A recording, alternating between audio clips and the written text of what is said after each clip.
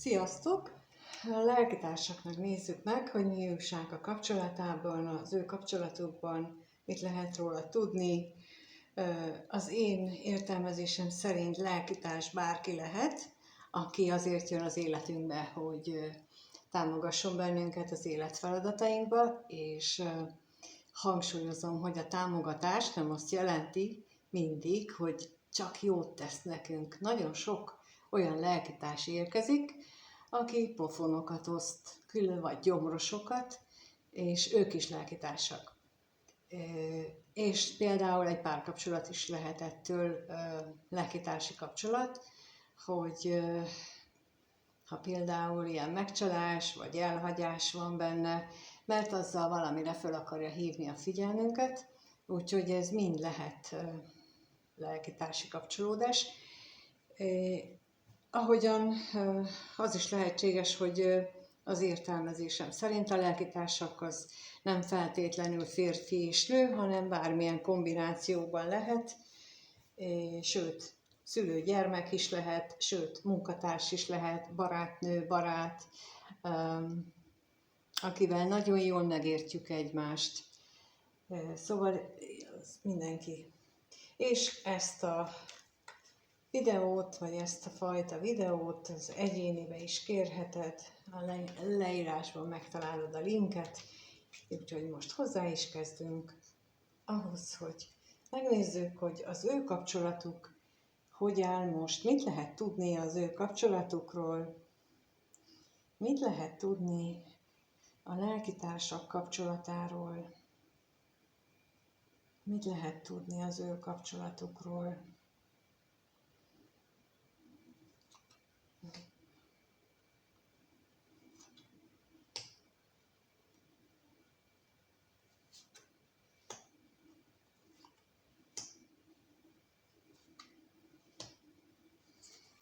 Nos, hát kijött rögtön, ugye láttátok, hogy kijött rögtön a szerelem lapja, tehát mindenképpen ez egy érzelmi alapú kapcsolódás, viszont egyik vagy másik fél bizonytalan az érzéseiben, illetve lehet, hogy időnként elbizonytalanodik, bár úgy tűnik mindkettőn szeretnék ezt a kapcsolatot, és ha te eldöntötted most magadban, hogy a te kapcsolódásodban ki a férfivel jelölt és a nővel jelölt személy, akkor én most a férfiról beszélek, akkor a férfival jelölt személyről beszélek, és most azt mondom, hogy aki a férfival jelölt személy sokat gondolkodik azon, hogy mennyire lehet kitartó, vagy mennyire lehet tartós egy ilyen szerelem, meddig tarthat. Mert lehetséges, hogy az ő életében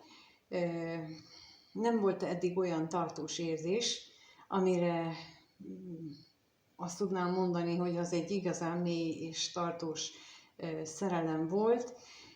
Lehetséges, hogy ez a kapcsolódás más ilyen szempontból, és pont ezért van benne ez a gondolat, hogy meddig tarthat egy ilyen. Általában azt szokták mondani, hogy a rózsaszín köd, amikor az ember szerelmes lesz, az fél év, 8 hónap, és akkor utána kezd felszállni, és addig az alatt a fél év, 8 hónap alatt leginkább a mi projektálásunk az, akiben szerelmesek vagyunk. Tehát a másik személynek van egy-két olyan mozdulata, gesztusa, ami tetszik, és akkor onnantól kezdve mi már úgy gondoljuk, hogy egyébként minden más pozitívummal is rendelkezik, amit mi valaha egy hozzá hasonló személlyel kapcsolatban kigondoltunk. Ez a projektálás, amikor rávetítjük a szerelmünk tárgyára a mi elvárásainkat, és amikor kezd kihújni a szerelem, akkor viszont erre ráébredünk, és akkor az nagy megrázkódtatásként tud érni bennünket, ha nem törekedtünk rá tudatosan, hogy a projekciónkat azt helyre billentsük a valósággal. Illetve például, hogyha a másik személy az alatt az időszak alatt mondjuk nem nyílik meg, vagy csak ilyen nyilvános helyen találkozunk, és nem tudjuk azt, hogy milyen az ő valódi háttere, honnan jön, ha csak az elbeszéléseiből tudunk a másikról, akkor nem tudjuk a projekciónkat módosítani, és amikor pedig kiderül, néha már késő van. Ilyen szokott előfordulni az elhamarkodott házasságoknál, amikor túlságosan úgy gondoljuk, hogy ő a tökéletes, ami nem kizárt, csak nem biztos, hogy szokásokban, ahonnan származunk, vagy jövünk, azokat a szokásokat össze lehet illeszteni. És most valamiért erről ilyen hosszan kellett beszéljek, úgyhogy lehetséges, hogy van köztetek olyan, akinek éppen ez a szituációja van. Hát ő neki javaslom ezt a részt újra meghallgatni, mert ezek nagyon fontos dolgok. Elkerülhető 10-20 évnyi szenvedés, hogyha ezt már az elején tisztázza az ember, fia, lánya. És megkérdezzük akkor, hogy mit jelent itt a bíró. Mit tudhatunk meg a bíróval kapcsolatosan?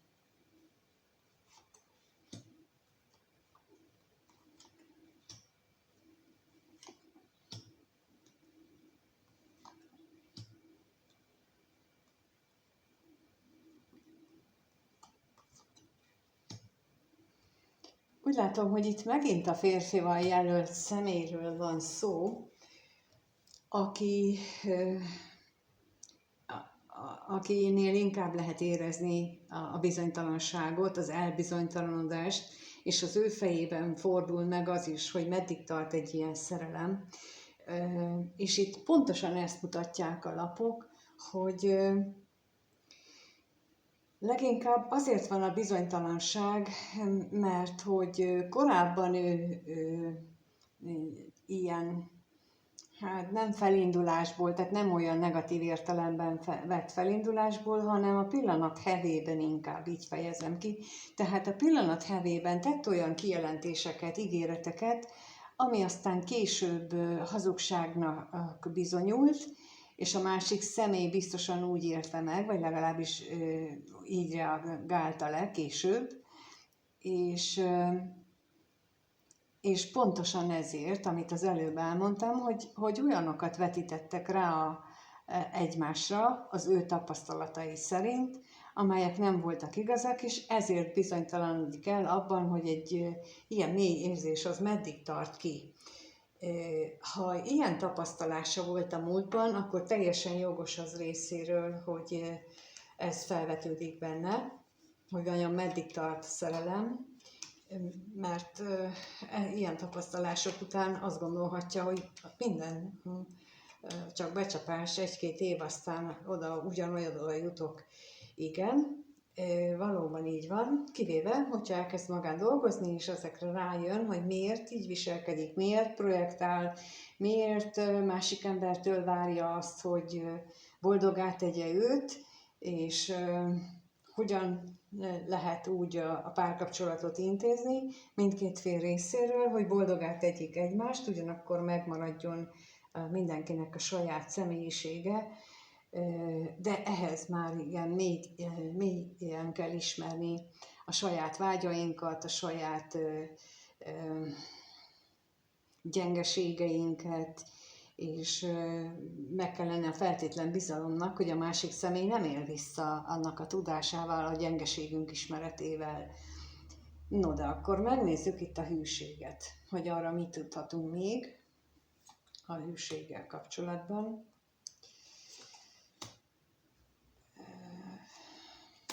Lehetséges, hogy rossz tapasztalatai voltak a múltban. Lehetséges, hogy megcsalták, és hát kellemetlen helyzetekbe került az előző kapcsolataiban, vagy ő volt az, aki megcsalt másokat, és akkor itt megint arra utalnék vissza, tehát, hogy olyan tapasztalatai voltak, ami egyáltalán nem arra buzdítja, hogy egy kapcsolat hosszú távon is tud olyan szép lenni, mint az első időkben. De hogyha 2-3 évnél még mindig olyan nagy a szeretet a másik iránt, és még mindig olyan, akkor úgy vannak egymással, akkor ott már lehet gyanítani, hogy azért az hosszabb távra fog szólni. Már ha nézi most ezt egy olyan valaki, akinek ilyen gondolatai vannak, azért az ő megnyugtatására mondom, hogy 2-3 évnél már lehet. Különösen akkor, hogyha nincsenek ilyen nagy viták, tehát ha nem érzi egyik is, vagy másik is annak szükségességét, hogy állandóan kiossza a másikat, hogy állandóan számon kérje, hanem olyan kellemesen el tudnak egymással lenni, és az eltéréseket is szeliden, szolidan tudják lerendezni, ennyi időn keresztül is, akkor nagy esélye van, hogy ez egy tartós érzelmi kapcsolódás lehet. De akkor még rákérdezek a reményre, hogy milyen remények vannak itt a háttérben.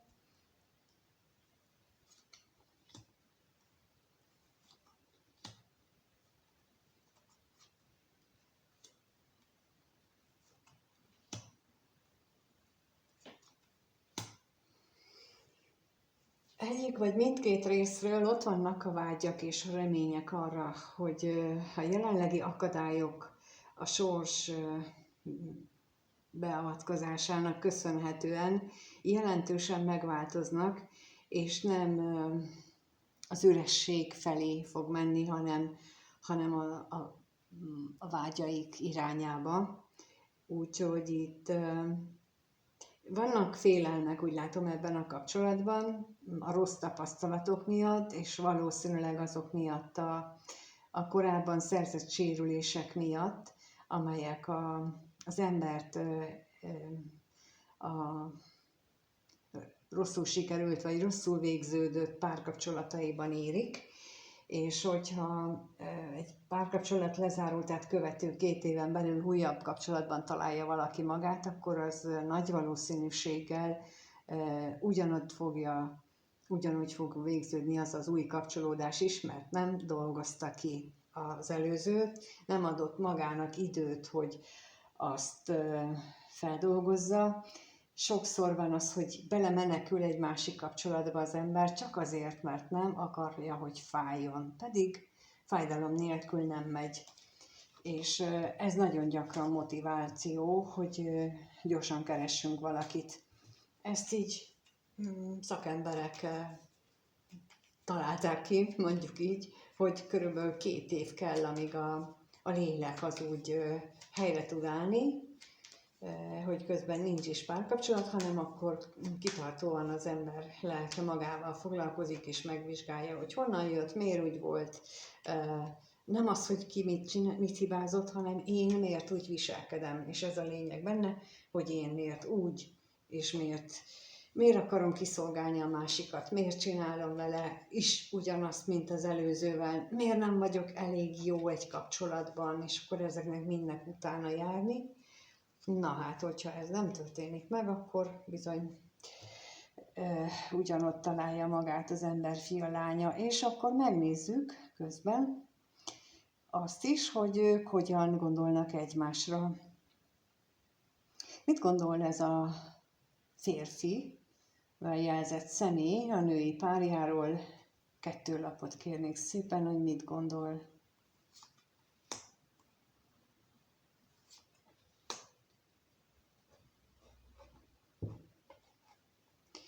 És a nő mit gondol a férfiről?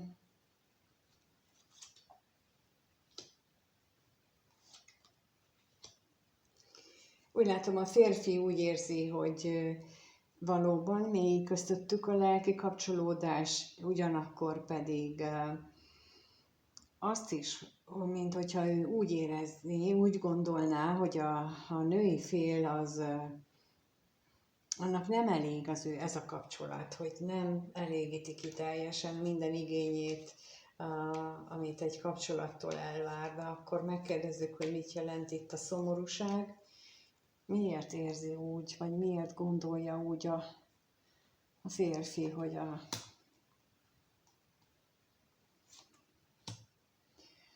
és a lelkészre is kérek.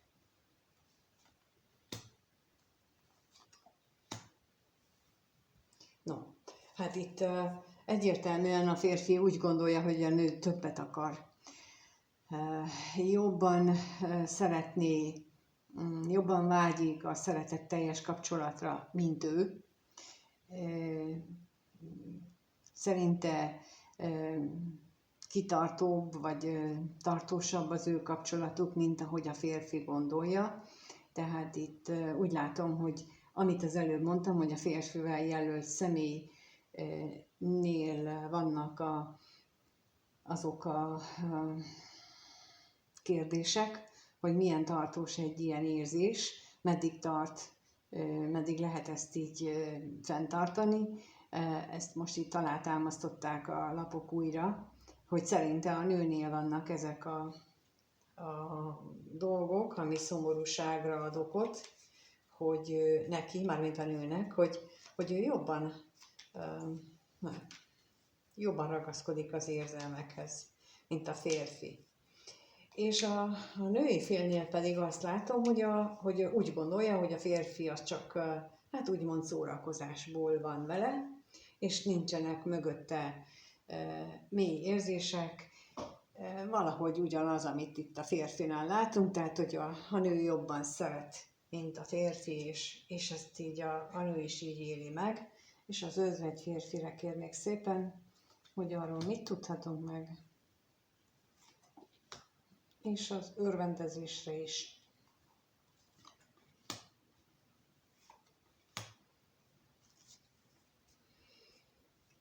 Hát reménykedik benne a nő, hogy a férfi átalakul, változik, javulni fog a helyzet mondjuk, és a problémák elmúltával akkor erről beszélnek is, vagy ha beszélnének róla, akkor elmúlnának a problémák. Ez tipikus női gondolkodás, amire azt tudom mondani, hogy nem. Ez biztosan nem így fog bekövetkezni, mert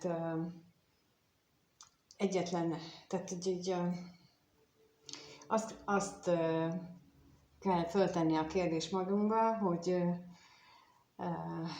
mindenki, aki terapeutához megy, az ahhoz megy feleségül, vagy annak lesz a párja.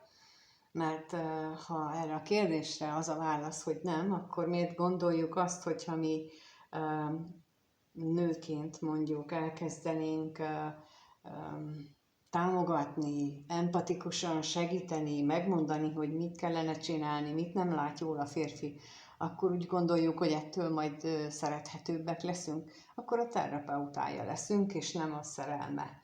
És akkor innentől kezdve ez már egy másik szerep, és nem biztos, hogy ezt akarjuk. Tehát, hogy ezt így érdemes végig gondolni, hogy akkor a férfi mondjuk például így néz rá. Lehet, hogy belemegy ebbe a játékba, lehet, hogy akkor csináljuk, de akkor nem a szerelme leszel nőként, hanem a segítője, a támogatója, a barátja, de nem a szerelme. A szerelmétől nem azt várja, hogy megmondja, majd később, ha már együtt élnek, majd később, ha már kialakult a bizalom, ami a férfiban jelenleg még nincs meg, akkor várja a támaszt, de akkor majd ő fogja kérni. És ez az, amit a nők nehezen értenek meg, nehezen akarnak elfogadni, hogy oké, hogy lehet, hogy látunk dolgokat, mi jobban látunk esetleg, már hamarabb látjuk a problémák gyökerét, de meg kell hagyni nekik azt, hogy ők megérjenek arra, hogy ők is meglássák. Mondom én, aki ugyanezt csináltam, tehát ezen a leckét nekem is meg kellett tanulni, és át kellett menni ezen az úton, azért mondom, mert ugyanezt megcsináltam. Úgyhogy, és nem vezetett eredményre, egyszer sem, pedig igyekeztem. Szóval itt ebből mit gondolnak egymásra, itt ebből nagyon is ez jön ki, hogy érdemes ezen elgondolkodni mindkét félnek, hogy mit vár a másiktól, és ahhoz neki mit kell tennie, hogy azt kapja meg. Tehát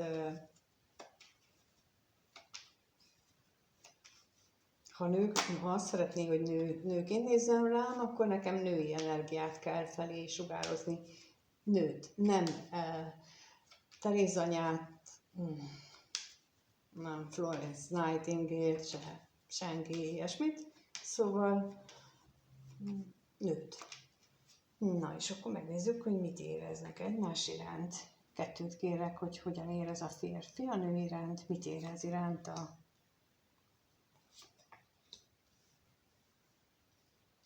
És a nő mit érez a férfi iránt.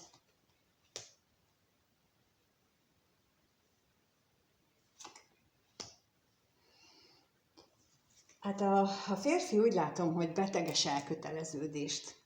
Tehát ő neki nagyon-nagyon furcsa az, hogy mennyire kitart emellett a lelkitárs mellett. Nagyon furcsa az, hogy mennyire, mondjuk úgy, hogy élvezi a társaságát, hogy mennyire vágyik arra, hogy együtt legyenek, és ez a furcsa neki, ez a különleges. Talán ezért is van, hogy elgondolkodik, hogy az az érzés, ami benne van, az vajon meddig tart.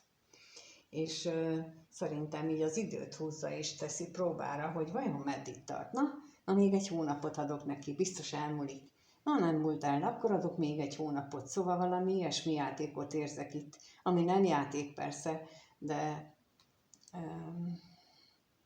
valami ilyesmit gondol magában. És akkor a betegségre kérnék szépen még.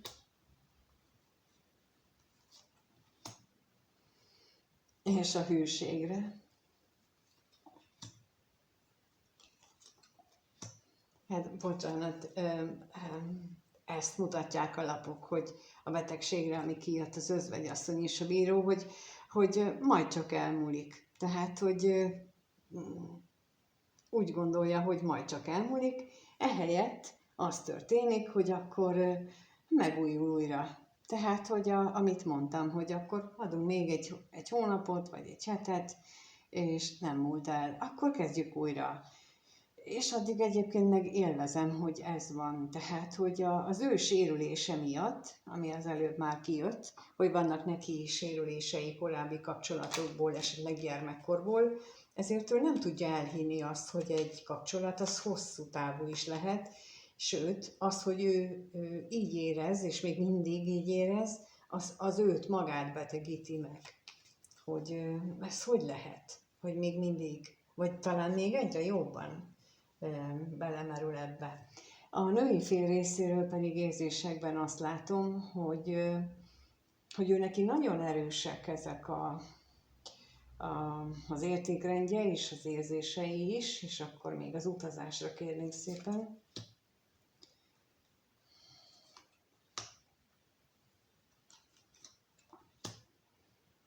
És a pénzre is.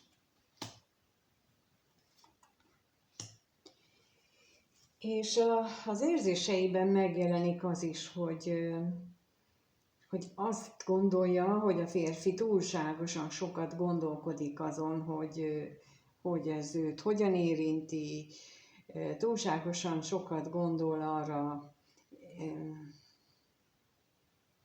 hogy ez hogyan okoz fájdalmat, vagy majdan egyszer, ha szakítanak, fájdalmat okoz neki, talán ennek hangot is ad, mert úgy látom, hogy ennek van esélye, hogy erről beszéljenek, hogy majd biztos meg fogsz unni, meg tudom, hogy így fogsz csinálni, meg elhagysz, mert majd lesz valaki más, és akkor ez rosszul esik a nőnek, és erre túl sok energiát fordítanak. Lehet, hogy mindketten, de a nő minden esetre erre fókuszál, és akkor itt megint javaslom, hogy ezen érdemes elgondolkodni, hogy amire fókuszálunk, az erősödik.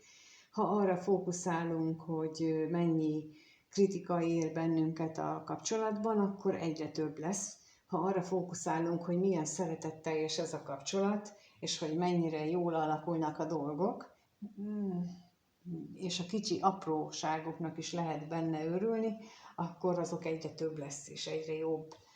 Ez, de hát nem csak ilyen felszínesen, hanem ilyen mély érzésből.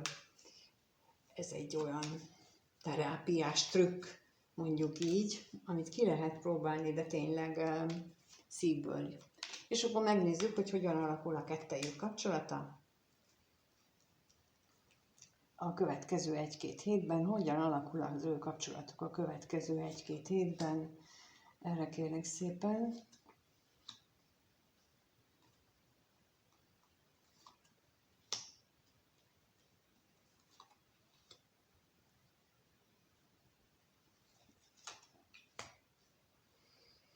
Nos, erre én azt mondanám, hogy egyik őjük megengedésben lesz. Egyszerűen azt mondja, hogy nem tudok, tehát ráébred arra, hogy nem tudok többet tenni ezért a kapcsolatért, nem tudok hatni jobban a másik személyre, mint ahogy pillanatnyilag vagyok, nem tudom elengedni vagyis törölni a szívemből az érzéseket, ezért azt csinálom, hogy átadom az égieknek, aztán legyen, ahogy lennie kell. Ha ebből lesz egy hosszú távú, mély érzésű kapcsolat, akkor úgy is jó, de ha nem lesz, akkor úgy is jó.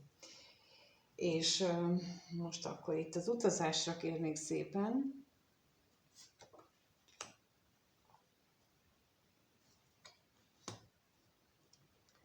Mert azért kértem rá, mert hogy legyen, ahogy lennie kell, mert ha elengedi ezeket az elvárásait, elengedi azt, hogy hiányzik a másik, tehát nem a hiányérzetet éli meg, mint ahogy az előbb is mondtam, hogy nem arra fókuszál, hogy jaj, nincs velem, meg de szeretném, hogyha itt lenne, hanem arra fókuszál, hogy a saját életét azt hogyan tudja felvirágoztatni minden szempontból, és lehet, hogy nehéz, sőt, biztos nehéz egy ilyen helyzetben. De már többször mondtam, hogy a pillanatban kell lenni, mert a múltat nem tudom megváltoztatni, a jövőre még nincs hatásom, a mostban tudok egyedül örömmel és jól érezni magam, és a mai örömöm, az holnap is örömet generál. Ez a kulcs az egész életünkhöz. Viszont a mai sírás, az holnap talán még nagyobb sírást fog hozni. Ezért fontos lenne, hogy itt az akadályok elengedése és a távolság miatti aggodalom, ez nem erre kellene fókuszálni, bár itt azt mutatják a lapok, hogy bizony ennek nagy az esélye, hogy így történik. És a kevés pénzre kérnék szépen.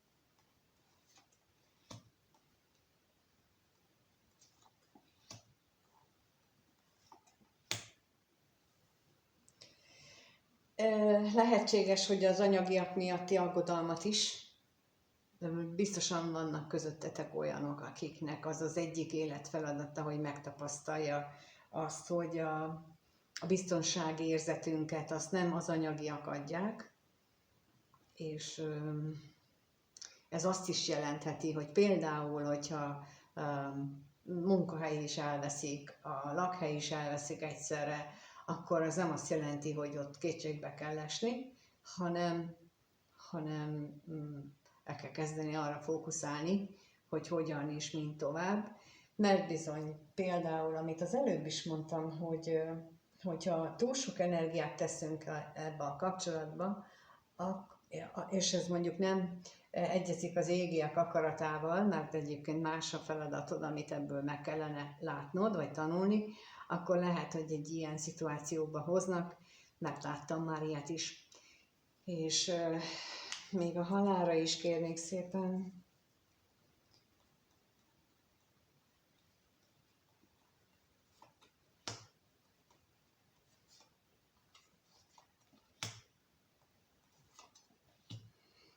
Igen, néha olyan mértékben van bennünk a vágy, akármi, tehát ennek a eltútán, a kapcsolat után, vagy mint mondtam, egy munka, egy állás, az anyagiak, hogy én nekem mire van szükségem ahhoz, hogy én komfortosan érezzem magam.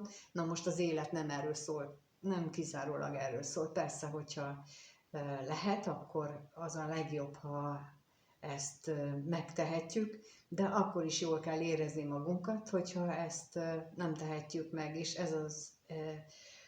Szerintem, aki nézi ezt a videót, azok között van olyan csoport, van több tucat néző, akinek ez amit most nagyon hallani kell,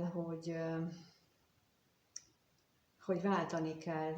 És mondom ezt azért, mert a következő egy hétben olyan hirtelen változások következhetnek be, amire egyáltalán nem vagyunk felkészülve, és akkor, amikor ez bekövetkezik, akkor nagyon jó, hogyha ott lesz a gondolatodban, föl tudod idézni azt, hogy ne rémülj meg, hanem ez csak az élet természetes velejárója, és meg kell őriznem a higgadtságomat. Tehát, hogy lesznek ilyenek, akiknek ilyen szakasz érkezik, a többieknek pedig reméljük szerencséje lesz, és nem lesz annyira erőteljes ez az időszak, de azt látom, hogy itt azért a bizonytalanság felüti a fejét rendesen, mindkét fél részéről, de ez különösen ennek az energiának lesz köszönhető, és erre azt tudom mondani, amit az előbb is, hogy nyugi, ez csak egy kis ideig tart, aztán ki lehet belőle mickélni, főleg, hogyha képesek vagytok arra, hogy azt mondjátok, hogy legyen úgy, ahogyan lennie kell, aztán nem ellenkezem bele, meg nem hisztizek azon, hogy miért így van, meg miért történik ez velem, mert ez csak olaj a tűzre, még az égieknél is. És olvastam, valaki azt írta, hogy az égiekre fogom a dolgokat. Nem fogom rájuk, egész egyszerűen elég sok mindent tapasztaltam már az életben, és jártam az élet napos oldalán, de ott viszonylag keveset, és csak onnan beszélek a másik oldalról, viszont most a napos oldalon vagyok, és ismerem a másikat. Úgyhogy csak ezeket szeretném megosztani, azért készítem a videót is, és remélem, hogy ezzel segítek, hasznos mindenkinek. Ha csak egy mondat marad meg, az is nagyon jó. Nekem is nagyon jó volt annak idején, amikor éppen a gödörfenekén voltam, és így szeretném visszaadni másoknak. Ahogy régen a japánok tették, hogy ha tettek egy szívességet nekik, akkor az volt, hogy akkor másoknak tegyenek ők is egy szívességet, tegyenek egy jót, és akkor így talán jobbá tehetjük a világunkat, és az egész életünket, és ez a célom. És köszönöm ezért, hogy itt vagytok, és nézitek minél többen. Ha úgy gondoljátok, hogy megosztjátok a véleményeteket a kommentben, akkor annak nagyon örülök, és mint mondom, el szoktam mindig olvasni, vagy ott reagálok rá, vagy így, amikor így éppen eszembe jut, mert ide kapcsolódik, de mindegyikért hálás vagyok. Hálás vagyok a like-ért is, és a feliratkozásért is, mert mindegyik arra ösztönzi a YouTube számítógépét, hogy több mindenkinek jelenítse meg, mert tapasztalatom szerint még a feliratkozóknak sem jeleníti meg, akinek a kis harang be van kapcsolva, hát talán, bár a tesztem nem ezt igazolja, tehát nem szokta a tesztalanynak sem megjeleníteni mindig, úgyhogy nem tudom, mit csinál, de talán ezzel lehet őt ösztönözni. És mint mondtam, a leírásban megtaláltok mindenféle információt, hasznos dolgot, ami ehhez kiegészítésként, amire szükségetek van, keressetek bátran, nyugodtan, és ha megvan az 5500 feliratkozó, szerintem ott, ahogy ez így kikerül ez a videó nagyjából azon a környéken, már akkor utána jön egy meglepi videó is, úgyhogy köszönöm, hogy itt vagytok, mindenkinek minden jót kívánok, sziasztok!